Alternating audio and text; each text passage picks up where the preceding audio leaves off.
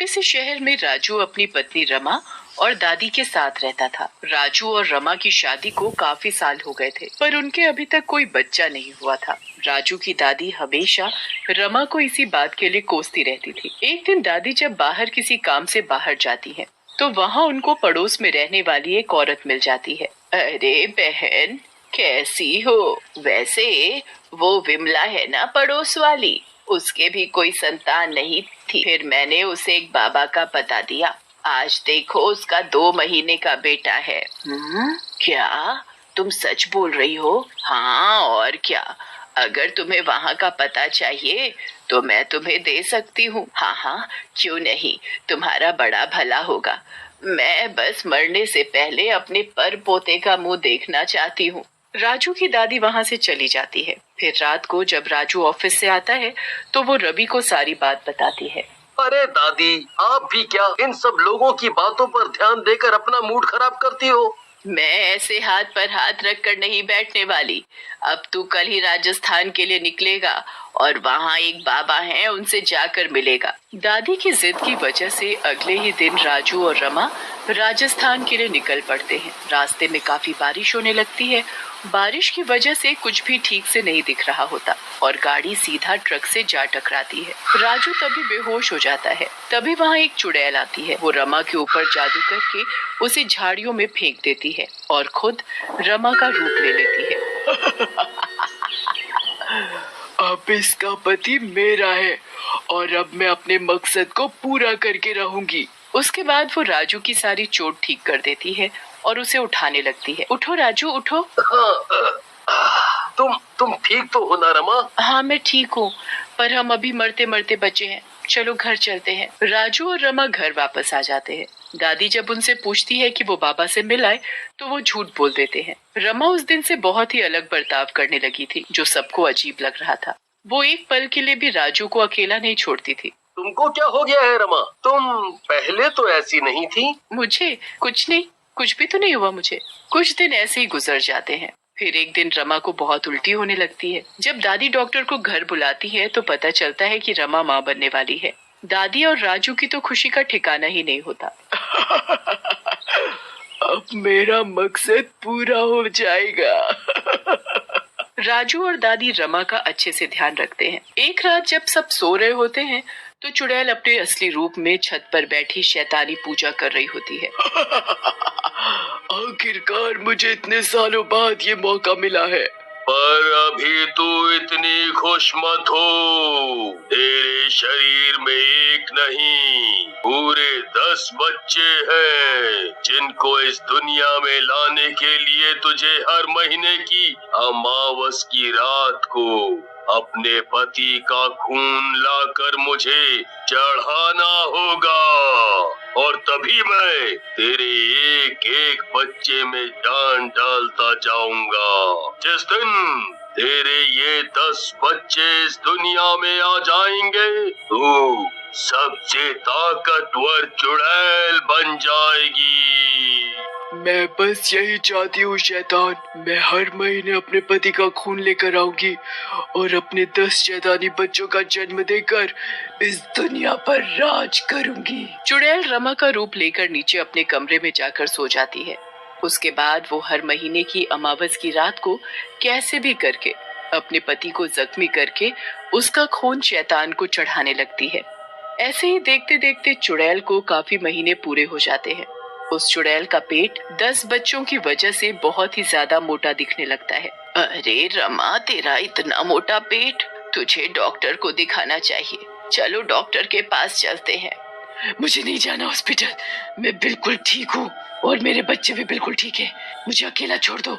ये तुम्हारी आवाज, क्या हुआ? और बच्चे, ये तुम किन बच्चों की बात कर रही हो? आखिर तुम्हें हुआ क्या है? कुछ नहीं हुआ मुझे बुढ़िया, तू जा यहाँ से। हे भगवान, ये कैसी बात कर रही है? इसे क्या हो गया है? दादी बहुत डर जाती है और घर से भागने ही लगती है कि तभी चुड़ैल को गुस्सा आ जाता है और वो अपने असली रूप में आ जाती है। वो दादी की गर्दन पकड़ लेती है और उन्हें सीढ़ियों से नीचे फेंक देती है। दादी लुढ़कती हुई नीचे जा गिरती हैं और उसकी मौत हो जाती है। उसके बाद चुड़ैल वापस रमा के रूप में आकर नाटक करने लगती है। वो राजू को फोन करके घर पर बुला लेती है। मेरी दादी, बेचारी मेरी दादी हमारे बच्चे की शक्ल देखे बिना ही चली गई। और रमा का पेट दिन पर दिन और बड़ा होता जाता है। रमा अपने पेट को हमेशा सबसे छुपाने की कोशिश करती है और इसी चक्कर में वो घर से बाहर भी नहीं निकलती। एक रात रमा की तबीयत बिगड़ने लगती है। बाहर बहुत तेज बारिश हो रही होती है। राजू जल्दी से पड़ोस की बूढ़ी औरत को बुला कर लाता है। अरे तू चिंता मत कर। बूढ़ी औरत अंदर कमरे में जाती है तो रमा का पेट देखकर ही डर जाती है। उसने कभी किसी का इतना बड़ा पेट नहीं देखा होता। रमा एक नहीं बल्कि पूरे 10 बच्चों को जन्म देती है। बूढ़ी औरत 10 बच्चों को देखकर घबरा जाती है। उसे समझ ही नहीं आ रहा होता कि ये क्या हो रहा है। 10 बच्चों को जन्म देने के बाद भी रमा बड़ी ही स्वस्थ और पहले जैसी ठीक दिख रही होती है, जैसे कुछ हुआ ही नहीं। उसके बाद बूढ़ी औरत सब बच्चों को नहलाकर और कपड़े पहनाकर लिटा देती है। उसके बाद वो राजू को जाकर बताती है कि वो 10 बच्चों का बाप बन गया है। 10 बच्चे? हाँ, मुझे तो कुछ ठीक नहीं लग रहा। हाँ, मुझे भी कुछ तो गड़बड़ लग रही है। तभी बच्चों के रोने की आवाज आने लगती है। राजू और बूढ़ी रमा के कमरे में जाते हैं तो देखते हैं कि रमा नहीं बल्कि एक चुड़ैल बच्चों को खून पिला रही है। आखिर मैंने अपने 10 बच्चों को जन्म दे ही दिया। ये मेरे 10 बच्चे मेरी सबसे बड़ी ताकत बनेंगे। ये चुड़ैल है तो मेरी रमा कहाँ है? हे भगवान, ये मेरे साथ क्या हो रहा है? मैं एक चुड़ैल के साथ रह रहा था और ये इतने सारे बच्चे इस चुड़ैल के हैं। मैं क्या करूँ अब, क्या करूँ? मुझे शुरू से ही कुछ ठीक नहीं लग रहा था। मैंने तो तुम्हें राजस्थान उन बाबा के पास तुम्हारे भले के लिए भेजा था और ये क्या मुसीबत आ गई। दरअसल हम उनके पास पहुँचे ही नहीं थे। रास्ते में हमारा एक्सीडेंट हो गया था और हम वहीं से वापस आ गए। हे भगवान, मुझे लगता है वहीं से कुछ हुआ है, क्योंकि तुम्हारी दादी मुझे बोलती थी कि जब से रमा राजस्थान से आई है तभी से बदली बदली है। हमें वहाँ के लिए अभी के अभी निकलना होगा। हाँ, आप ठीक बोल रही हो।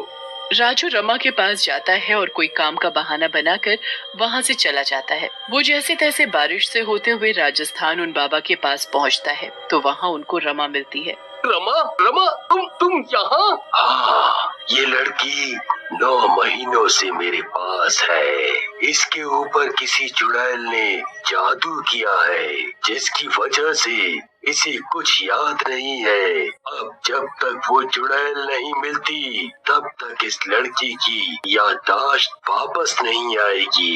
ये मेरी पत्नी है बाबा, और इसकी जगह एक चुड़ैल मेरे घर में मेरी बीवी बनकर 9 महीने से रह रही है। राजू शुरू से सारी बात बाबा को बताता है। बाबा उसी वक्त राजू के घर जाते हैं। वो पूरे घर को गोला मार देते हैं और चुड़ैल को अपने कब्जे में करते हैं। मैं कहीं नहीं जाऊंगी, कोई मुझे नहीं पकड़ सकता। तू मुझसे बच नहीं पाएगी, समझी? इसलिए खुद को मेरे हवाले कर दे। चुड़ैल कैसे भी उस बाबा के कब्जे में नहीं आती। फिर राजू पीछे के रास्ते से जाकर चुपके से उस चुड़ैल के बच्चों को बाहर ले आता है।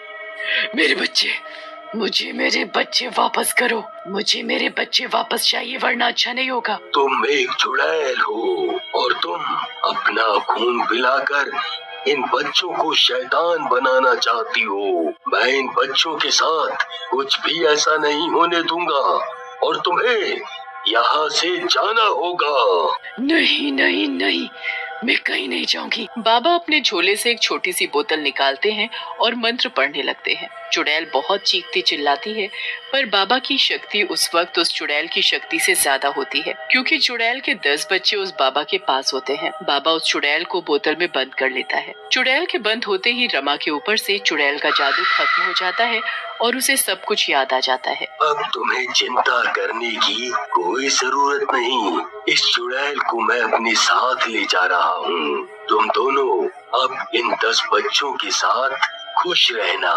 और हाँ, इन बच्चों को बेशक एक चुड़ैल ने जन्म दिया है, पर ये अभी इंसान है, क्योंकि इनके शैतान बनने से पहले ही मैंने चुड़ैल को कैद कर लिया है। बाबा उस चुड़ैल को अपने साथ ले जाते हैं। राजू रमा को सारी बात बताता है। राजू और रमा उन बच्चों को खूब प्यार